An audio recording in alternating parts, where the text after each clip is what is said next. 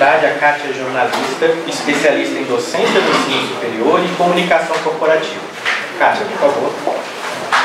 Bom dia a todos, presentes e ouvintes, né? Muito obrigada aí pela oportunidade. Para mim é um desafio muito grande esse trabalho, porque não é muito a minha praia, a área acadêmica. E quero agradecer pessoalmente a paciência do Marco Milani, que teve muita paciência para me ajudar nesse processo todo. Eu apresentei como projeto de estudo há 2 anos atrás este trabalho como ideia e não consegui cumprir o cronograma exatamente por causa das exigências metodológicas. Eu estou falando isso porque para muita gente, as pessoas às vezes se assustam e não apresentam o trabalho por causa da metodologia, mas é um desafio que vale muito a pena. O aprendizado e o ganho que a gente tem é muito importante. Então não se assustem, se dediquem que dá para fazer. Pode ficar perfeito como do povo que está na academia, mas a gente dá um jeito, né? Então vamos lá. A gente vai trabalhar o mito de Ér, que está no livro 10º da República de Platão, né, aí está toda a indicação, e a relação disso, uma possível relação, uma possível leitura disso, levando em conta a doutrina codificada por Allan Kardec. Então, como nós podemos fazer uma ponte ligando o período platônico através do mito de Ér e o processo reencarnatório, como nós, hoje, de acordo com a codificação espírita, entendemos. É uma possível leitura. Tá? E ele descreve no século IV a.C. a forma como ele vê as almas reencarnarem. Eu não vou entrar no mérito do que é a reencarnação para o grego. Quem se interessa, inclusive, por isso tem uma entrevista que o Milani fez com um especialista que foi publicado no Correio Fraterno, acho que em março do ano passado, de um especialista da Universidade de Salamanca, né? Desse ano, né? Desculpa, março desse ano. Está disponível no site do Correio. Então, tá, mas não vou entrar aí porque senão não vai dar tempo. E a maneira como ter entendido pela doutrina espírita, usando Kardec, Delane e Leon Denis como base. Eu ainda não entrei em André Luiz. E como ele narra, eu vou ter uma segunda etapa, que é como ele narra a sua visão em comparação com o processo mediúnico metodizado por Kardec. Basicamente, o que está no livro dos médiuns, quando ele dá os tipos de mediunidade. Então, o que é o mito? Né? O mito, no passado, ele era desprezado por teóricos. E quando se fala do mito pré-socrático, ele era ainda mais desprezado. Né? Como o mito socrático sempre acabou sendo um pouco mais aceito, até por ser tido como mais racional. E ele era sinônimo de fábula, místico e verdade, ideia falsa, fantasiosa e real. Porque tem o botão errado. E hoje ele é aceito como uma forma de pensar, uma forma de apresentar teorias. Ele é aceito por alguns teóricos e por aqueles que aceitam o mito, é claro. Para muita gente ainda continua sendo história. Né? O pensamento lógico e científico fornece argumentos que explicam e favorecem o entendimento do discurso mítico. E claro que a minha linha toda de pesquisa é baseada no sentido da evolução do ser através do processo reencarnatório. Então eu trabalho com o Junito Brandão, trabalho com o Bruno Snell, eu trabalho com teóricos que entendem a evolução do pensar humano, esses teóricos não são espíritas, e trabalho com o entendimento espírita da evolução permanente através da reencarnação. Então toda a minha linha de entendimento é dentro de um processo de evolução permanente. O significado, então, do mito é que são certezas anteriores à razão. Eu acho maravilhoso, eu acho isso até poético, né? Nós entendemos que mesmo antes do homem entrar na era da razão, ele já tinha algumas verdades, V minúsculo, e algumas certezas. E é um relato de uma história que sempre surge por interferência de entes sobrenaturais. Adoro a definição do Bruno Snell quando ele diz que, na descoberta do espírito, quando ele diz que o homem, antes da era da razão, ele era o joguete dos deuses. E que ele vai, através desse papel de joguete dos deuses, conquistando a sua individualidade para chegar à era socrática em condição de se entender como individualidade. É muito interessante nós pensarmos em como se dá as primeiras reencarnações, de como se começou o nosso processo evolutivo. E ele passou, né, dentro da minha linha de pesquisa, por aí. E cria uma realidade que passou a existir. De novo. Bom. Não volta. É o de cima. Mas ele não quer voltar agora. Marcelo, socorro. Voltou. Mas não está voltando. Ele cria uma narrativa que conta como algo que não era, começou a ser. É uma representação coletiva, né? Transmitida através da geração de modo geral de forma oral.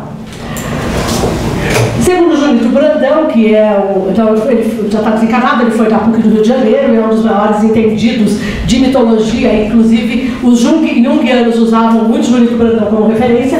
É um sistema que tenta, de maneira mais ou menos coerente, explicar o mundo e o homem, mais ou menos coerente. E segundo o Salles, né, da mitologia viva, ele diz que é um poema que bate no coração e que de alguma maneira transforma o homem. E ciência alguma poderá explicar exatamente isso. Por que ele toca o homem, né? O mito é absurdo em sua essência, mas como tal deve preservar esse absurdo poético sem que se eliminem as explicações científicas que o enriquecem. Então, o olhar nosso sobre o mito tem que ser um pouco mais crítico e um pouco além do óbvio que está escrito, porque o óbvio nem sempre é tão óbvio assim. Então, o Bruno Snell dizendo que o pensamento místico está relacionado ao pensamento mediante imagens e comparações. Nós somos cristãos, né, e temos uma resistência tão grande a algumas coisas, sempre que nós vivemos a base de parábolas, né, que são historinhas que vão falar a razão, cada uma da sua forma, né, sempre com simbologias. Ambos se distinguem do pensar lógico em virtude de este se esforçar no processo de busca de novo. Né? Cadê? Gente, isso aqui a gente perde mais tempo tentando fazer isso. Ao passo que as imagens do mito e as comparações se impõem à imaginação. A atualidade, né? O pensamento lógico e o pensamento mítico, apesar de opostos, eles conseguem ter uma convivência pacífica. É possível, com o nosso avanço intelectual, com o nosso entendimento de hoje, olhar para o mito com um pouco menos de preconceito, desde que respeitados os objetivos de cada um. É como ler Camões hoje e não entender que ele era um homem da época dele, eu uso muito o José de Alencar para isso, né? Quando a gente pega lá José de Alencar, com todo o conceito que ele trabalhava de descrição, hoje ele é chato para muita gente, mas você consegue identificar lugares com a preciosidade de descrição. O mito faz a mesma coisa, ele vai exigir a imaginação, mas nós temos que lê-lo na época dele e no nosso desenvolvimento daquela época. O desenvolvimento intelectivo, então, é uma forma de expressão. Nós vamos ampliando a nossa capacidade de desenvolver teorias e com isso nós vamos conseguir detalhar aquilo que o mito trazia como história. Tudo isso é a minha leitura, são as possibilidades que eu vejo nisso.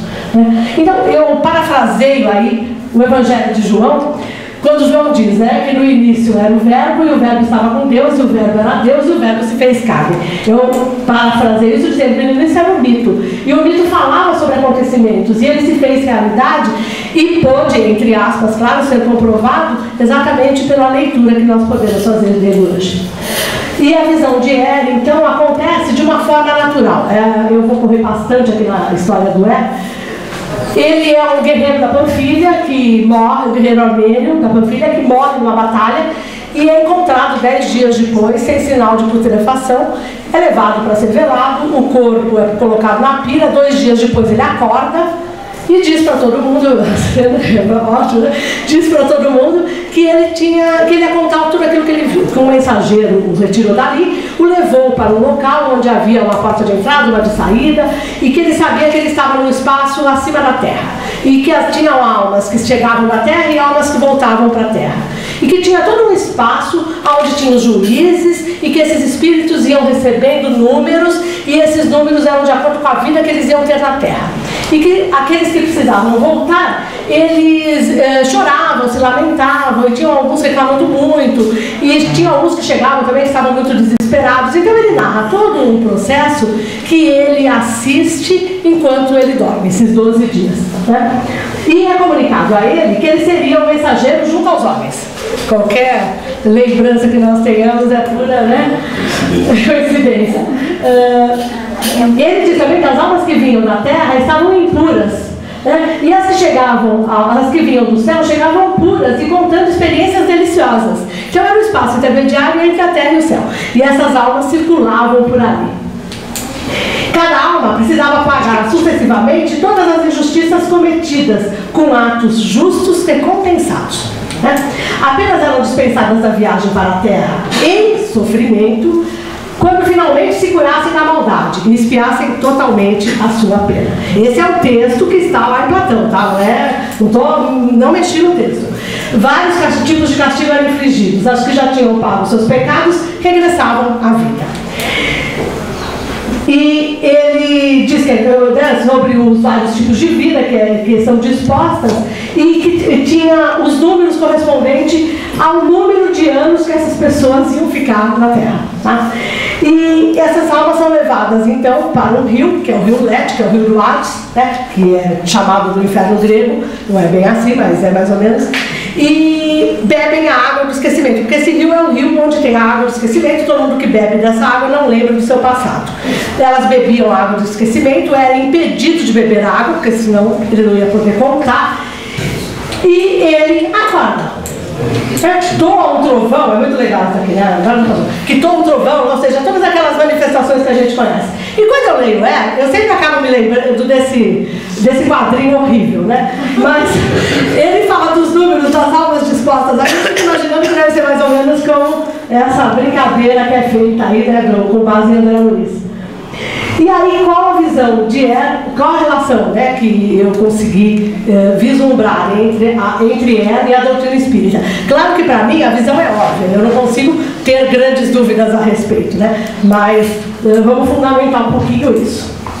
O espiritismo tem por princípio então as relações entre o mundo espiritual, né, o mundo material e o mundo dos espíritos. Isso diz Allan Kardec na introdução, no Livro dos Espíritos. E ele tem alguns princípios fundamentais: o espírito, o corpo, né, o fato de que a morte do corpo físico devolve a liberdade, existe um mundo espírita e um mundo corporal, que Deus escolhe a espécie humana para a encarnação de espíritos que chegam a um certo grau de desenvolvimento, que nós temos variados níveis evolutivos, tem espíritos superiores, né, e tem os espíritos inferiores que ainda têm paixões, ódio, inveja, orgulho. Ou seja, se nós pegarmos ali de 100 a 113 no Livro dos Espíritos, nós vamos ter a escala espírita pedagogicamente definida por Kardec, né, didaticamente definida. E no Livro dos Espíritos, questão 171, nos é dito que deixando o corpo, a alma volta ao mundo dos espíritos, da onde ela havia saído para iniciar uma nova existência material, após um lapso de tempo mais ou menos longo, o qual permanecerá em estado errante. E o errante, o mundo errante dizer para a gente que é um espaço da erraticidade, onde as almas ficam esperando a reencarnação, né? Inúmeras existências, né, é um conceito conhecido por muitas filosofias, religiões, desde Índia, Pérsia, Grécia, e Gabriel Delany e Leon Denis, no Gabriel Delany e a reencarnação, Leon Denis e o Além, a sobrevivência do ser, falam muito sobre essas culturas antigas, aí dá para a gente pesquisar bem, tá?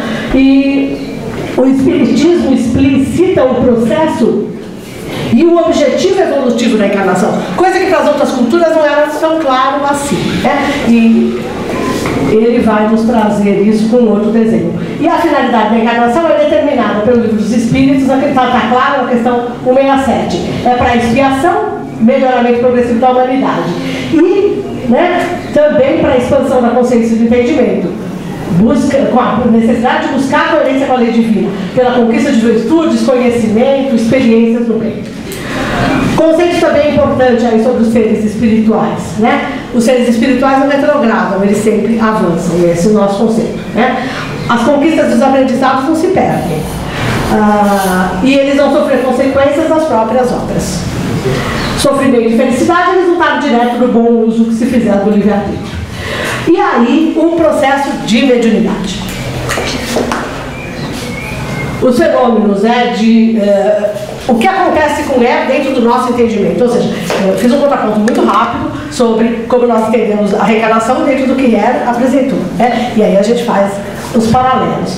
Mas o processo mediúnico, né, ele sofre um processo de emancipação da alma dentro do nosso entendimento, espírita, produzido durante o sono, que não importa se é natural, se é magneticamente provocado. Letargia, catalepsia, sonambulismo, êxtase, dupla vista, clarividência e clareaudiência, né? Ele então consegue ter mediunidade, como mediunidade, a evidência, a audiência, o êxtase, e isso se desenvolve de uma forma muito prática, e ele volta dizendo que para ele foi levado e que tudo lhe foi mostrado. né? Que são os tipos aí de mediunidade que nós estudamos de modo geral. Essa aparência de morto, Kardec explica na Gênesis, no capítulo 14, quando ele fala lá dos milagres de Jesus, das curas, e ele coloca que tem o laço fluídico que prende o corpo, que só por ocasião da morte se rompe definitivamente. Então, se o laço não se rompeu, o espírito retorna à sua vida natural, né? O espírito, a qualquer distância que está, né, ele pode ser chamado à prisão, que é o corpo físico. Já voltou. Desde que a sua presença se torne necessária, né? Então, e ele retorna ao curso da sua vida de relação, né? E conserva, por vezes, a lembrança das peregrinações, uma imagem mais ou menos precisa que constitui o sonho. Por isso, e ele fala que ele sonhou, né? Que o sonho dele aconteceu tal coisa. O corpo apresenta toda a aparência de morte, enquanto não haja rompido o fio, o espírito pode voltar, né? E é como se explicam certos fatos de prolongamento da vida contra todas as probabilidades e algumas supostas ressurreições. Isso é Kardec falando em A Gênese. E aí, como fica então o mito versus a doutrina espírita? Todo o meu tempo? Para os zero, acabou, bom, rapidinho. Então, para os espíritos, principalmente para os espíritos superiores, a ideia é tudo, a forma não é nada. O Cris, que falou da geografia, é muito legal a gente pensar. Sempre os espíritos nos falam: olha, nós não temos palavras para explicar para vocês como as coisas são aqui, né? Isso é uma coisa que continuamente a gente usa. Você errou? Melhorou um pouquinho, né? Obrigada. Ai, meu Deus, o botão é que é terrível.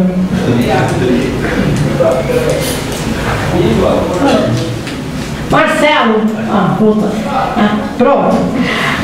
A evolução se reflete na pobreza da linguagem dos homens. Ela é ineficiente para definir coisas que estão além da nossa inteligência, né? Então, pode ser que lá no tempo do homem da Grécia Antiga, claro, pode ser não, com certeza ele não tinha o desenvolvimento intelectivo que nós temos hoje, né? Então, a coisa era explicada da forma como ele era capaz de entender. É aqui. À medida que se eleva sobre a matéria, ele, o espírito, entrevê coisas que estavam além da sua inteligência pelo pensamento. E, cada vez mais, nós percebemos que nós entendemos uma série de coisas pela capacidade de abstração.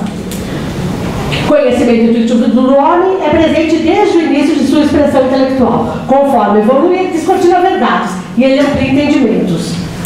Descrições coerentes em linguagem apropriada à evolução intelectiva do homem em cada época. Nós precisamos ler as coisas na época em que elas foram escritas e não querendo comparar, não querendo ler com a informação que nós temos hoje. Nosso referencial hoje, tanto teórico, né, é completamente diferente de 50 anos atrás. Vamos pensar então em 2000 anos, né, 2.500 anos antes, a coisa fica muito diferente, né? A conclusão, então, o mito é uma forma, seria uma das formas de pensar e de apresentar teorias, utilizando argumentos para explicar e favorecer o entendimento do discurso, que através desse nosso processo evolutivo, até pela ruptura que a ciência e a filosofia, a própria filosofia fizeram com o mito há um tempo atrás e que hoje começam a retomar isso, muito mais a filosofia e a psicologia tem retomado bastante o mito, né, desde o surgimento da psicologia.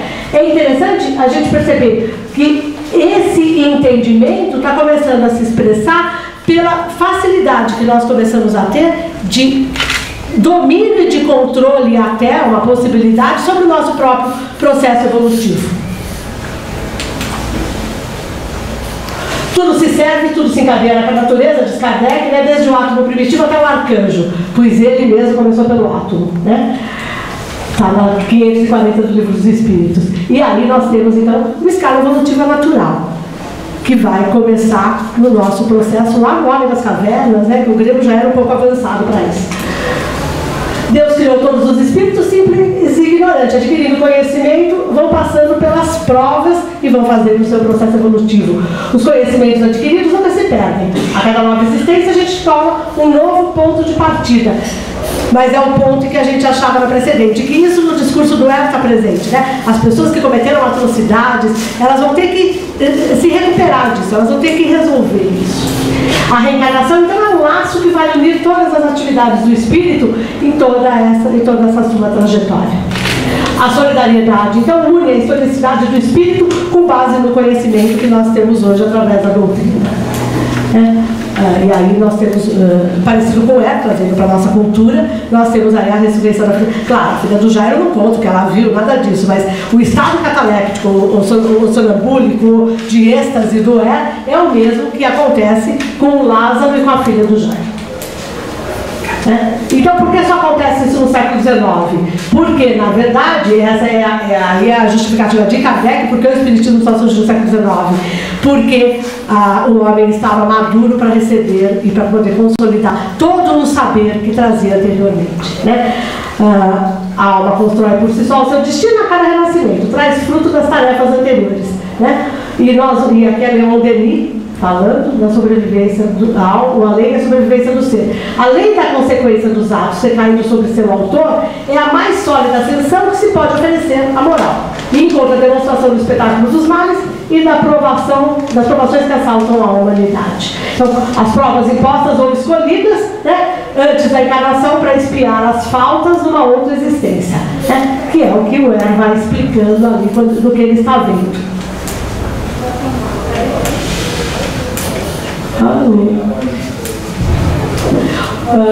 Então,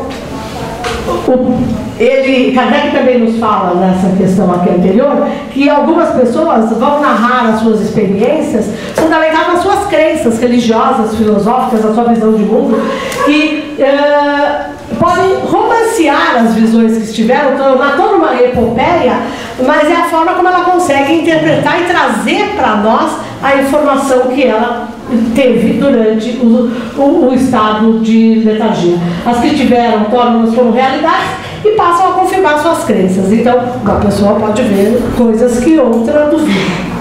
O renascimento é um ponto de partida e a lembrança do passado poderia criar embaraços. E aí a gente entende, isso eu ponho para justificar a água do esquecimento que ele fala lá no leite.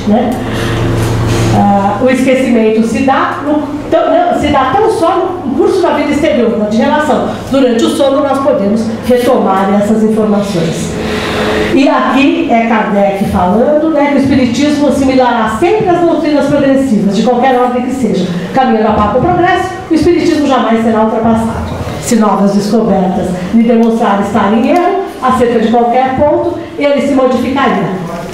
E é interessante nós pensarmos essa grande abertura que nós temos para a continuidade da evolução dos nossos entendimentos, das nossas leituras, do aprofundamento que nós podemos fazer dos temas. O mito, então, representa a cultura de uma época, e o Espiritismo pode ser compreendido como uma evolução do entendimento humano. Pode, é uma possibilidade, é só uma possibilidade, Não é uma verdade absoluta, mas é uma leitura que pode ser feita. E a possibilidade, então, o homem usava o mito como uma descrição da realidade que faltaria evoluir intelectualmente, aqui já é a minha conclusão, para ir aprofundando teorias comprobatórias do seu processo evolutivo. A doutrina espírita, enquanto revelação coletiva, coordenada por espíritos, consolida o saber humano até o momento, mas não conclui nada, pois não deixa abertura para a evolução dos conceitos e do conhecimento. E aí nós temos as 1000 formas, desde o Homem da Caverna até toda a rede social que nós temos hoje. E o período helenista e o pré-socrático, em relação ao século XIX, que era o apogeu da razão e da ciência, voltando aí por pontos que eu parafrasei, toma liberdade de parafrasear João, o verbo não se fez presente só no início dos tempos, mas muda seu falar ao longo do desenvolvimento intelectivo da humanidade, tornando o passado e o presente solidários e interdependentes, seja no significado como no significante, construindo um futuro no qual o conhecimento, a evolução e os sentidos evolui sempre, mas o recado é sempre muito próximo e permanentemente recordado. É o verbo que se manifesta sempre em cores diferentes, mas sempre o mesmo verbo. É sempre uma nova leitura da mesma verdade que um dia nós vamos ter de forma absoluta. E aqui está toda a minha bibliografia. Obrigada.